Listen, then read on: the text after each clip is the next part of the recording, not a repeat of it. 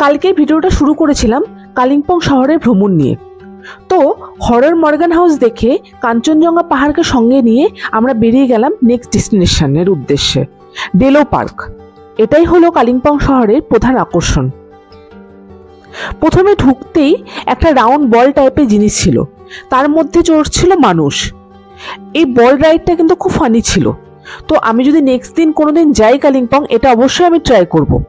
পুরো ডেলো পার্কটা যেন ফুলে চাদরে ঢাকা, চারিদিকে বিভিন্ন কালারের অ্যাঞ্জেলিয়া ফ্লাওয়ার, বিভিন্ন শেপে গাছগুলোকে কেটে নিয়েছে, যারা আরো বেশি সুন্দর লাগছে। ওখান থেকে ডাইরেক্ট আমরা উপরে চলে গেলাম। ওখানে অনেক বসা জায়গা ছিল, ফুল গাছের মধ্যে দিয়ে দূরে কাঞ্চনজঙ্ঘা উঁকি দিচ্ছে। ফুল আর পাহাড় মিলে জায়গাটাকে যেন অপূর্ব সুন্দর করে দিয়েছে। ওখানে অনেকক্ষণ বসে প্রকৃতির এত সৌন্দর্য উপভোগ করলাম।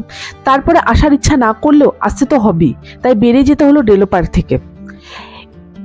এখানে কিন্তু শুনেছি ডেলো পার্কে এখন থাকারও ব্যবস্থা আছে, কিন্তু শুনেছি একটু কস্টলি। আমি এখনো যদিও থাকিনি, যদি নেক্সট টাইম আমি থাকি আপনাদের অবশ্যই জানাবো। ওখান থেকে ডাইরেক্ট বেরিয়ে গিয়ে আমরা গেলাম হনুমান মন্দির। অনেক বড় হনুমান মূর্তি, সাথে ছিল রাম লক্ষ্মণ সীতা ঠাকুরের মূর্তি। তারপরে গেলাম শিব মন্দির। মন্দিরটা সিনেমার মতো সুন্দর ছিল। মন্দিরটা তখনও কিন্তু আমি যখন গেলাম তখন যজ্ঞ চলছিল।